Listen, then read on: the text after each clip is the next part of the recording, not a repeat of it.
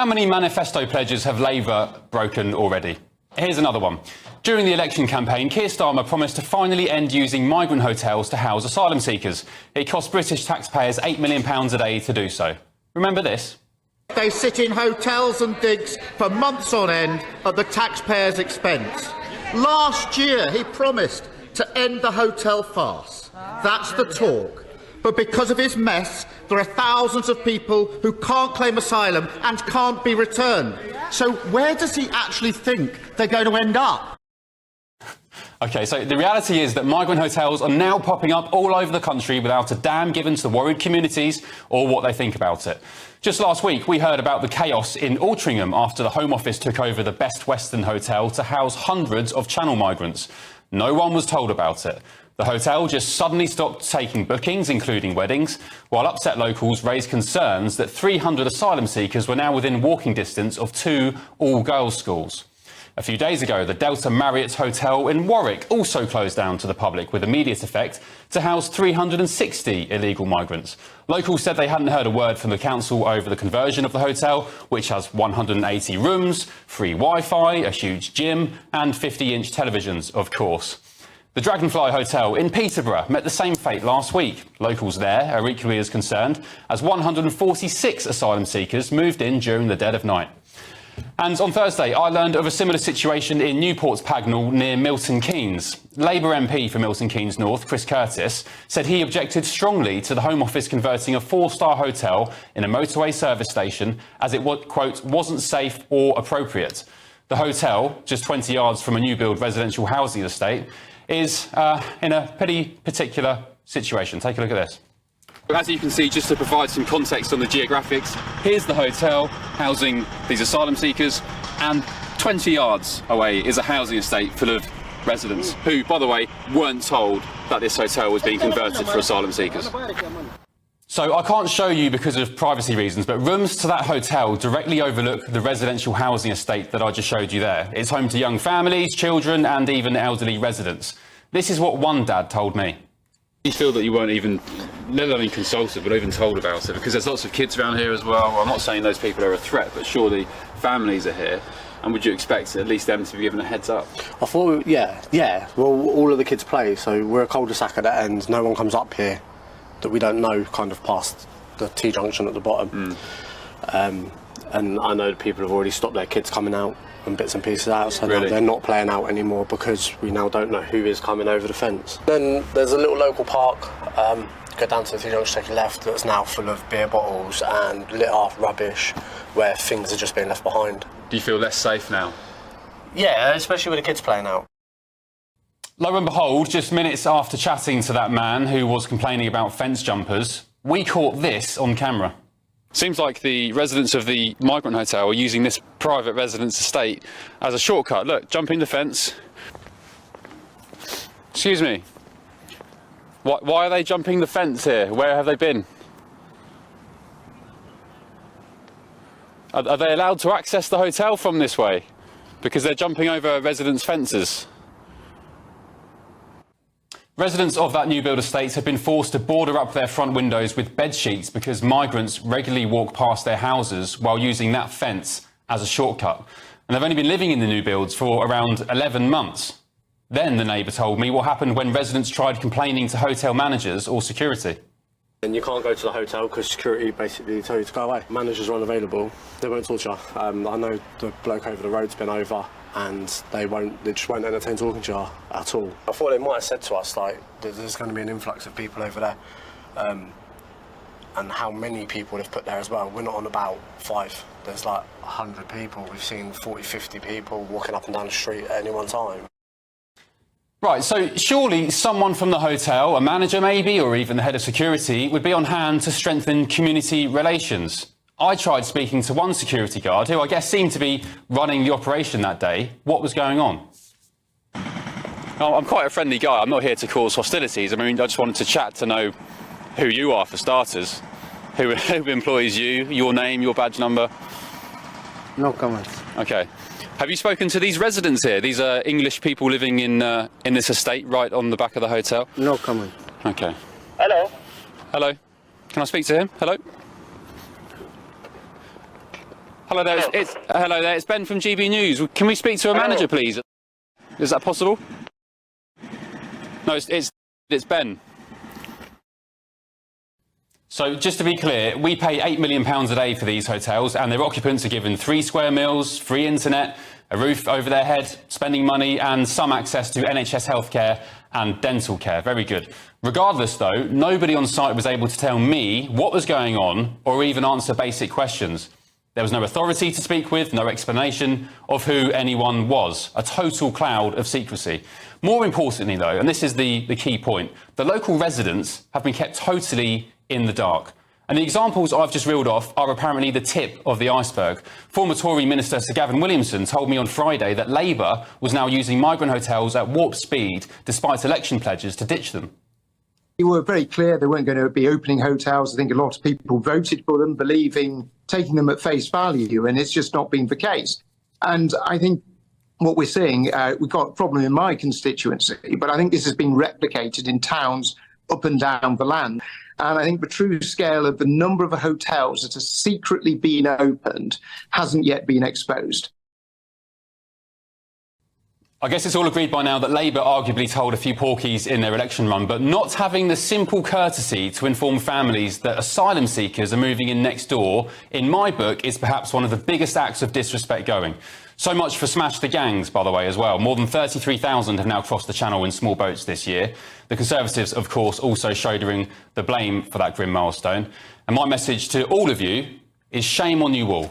Well, let's get the thoughts now of my panel. Daily Express columnist Carol Malone, campaigner and political commentator Samuel Sweek, and former MP and chairman of the Conservative Party, Jake Berry. Good evening, panel. Welcome back. Carol Malone, your response to that footage there, please. You know, the word you just used there was disrespect, and that's what I feel about this. This is totally, you know, there's hundreds of migrants being parachuted into communities, and it's totally disrespectful to the residents, their lives and their safety. You know, a lot of the people who are coming over now are young men between 18 and 40. We know many of them, the majority of them, are economic migrants. They're not asylum seekers. Many of them come from countries where their cultural values are different to ours. Mm-hmm. And you mentioned one situation, a place called Altrincham, where there's a hotel being taken over next to 2 girls' schools. Now, so you've got 18-year-old lads wandering around next to 2 girls' schools. If you were a parent of those girls, you'd be terrified. And the council seem to be paying no heed to this, neither does the government. You can't just brush this under the carpet. And we're not being allowed to know how many crimes are being committed by so-called asylum seekers. We need to know that for a start.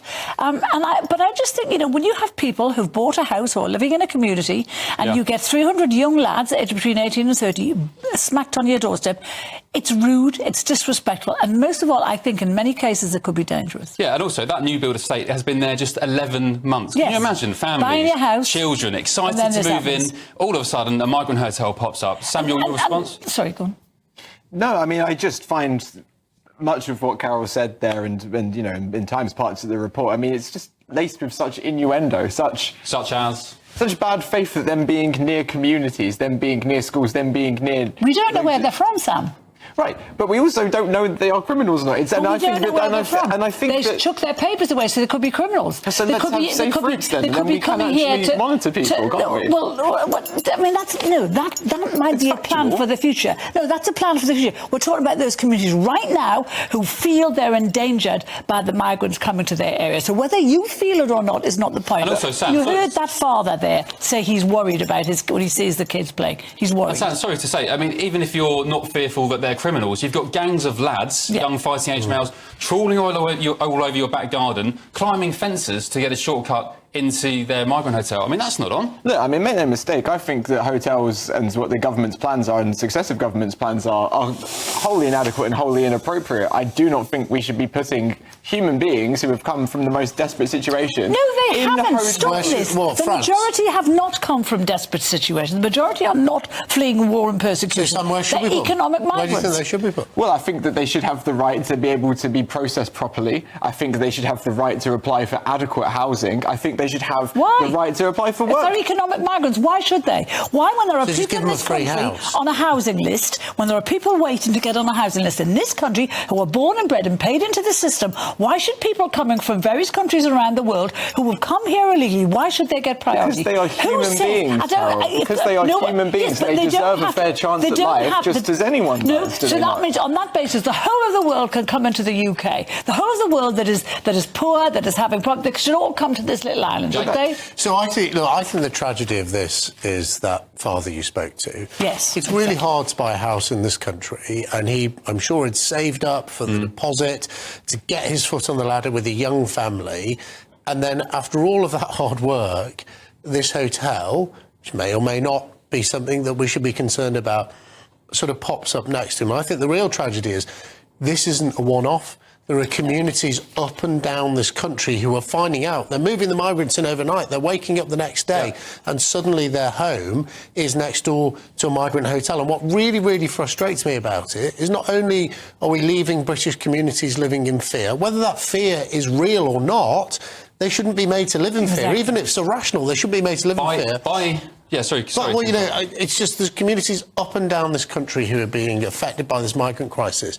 And the government was elected with a massive majority on a promise that they wouldn't put people in hotels and they had the cure for this migrant crisis, both of which are demonstrably a lie. And do you remember, that is why the British people have do you been remember backed down. Angela Rayner said she was going to put groups of migrants into every town and city in this country? She actually said that after the election, not before, obviously, after the election. So that is their plan. Samuel, how many migrants have you taken into your house? If they're human beings and we should be open-hearted and loving and caring and humane, how many have you taken? Well, I think, Ben, that's a very facetious question. It's not. Why is it?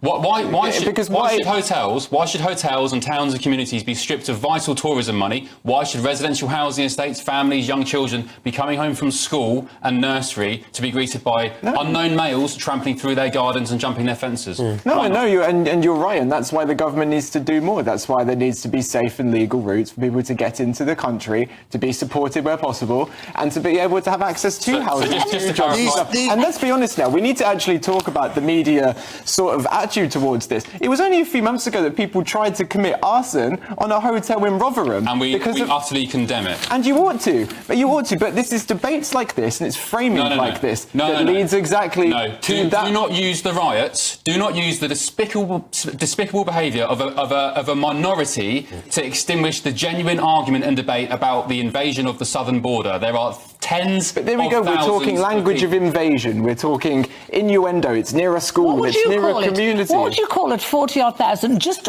crossing the channel alone, 45, 48,000, what would you call that? Well, it's a crisis, Carol. It is a crisis. No, it's not a crisis. It's a humanitarian crisis that needs to be addressed. It's a humanity. Is there a famine in France? Yes. I mean, it's complete Jake, you know that the whole of the European Union and the UK have a responsibility. There is no such thing as an asylum seeker from France. They are not fleeing person. I know legally that's what they're regarded as, but if we look at it with common sense, you cannot be an asylum seeker from France. They are not being persecuted. Not what the Human Rights Convention the real tragedy. That's why they're put in 4-star hotels. Why aren't we building? No other country does this. No other country puts immigrants and migrants in 4-star hotels. Why aren't we building barrack-style accommodation? We put our soldiers. Our soldiers in there. Why shouldn't we put people who are coming here illegally? Why don't we?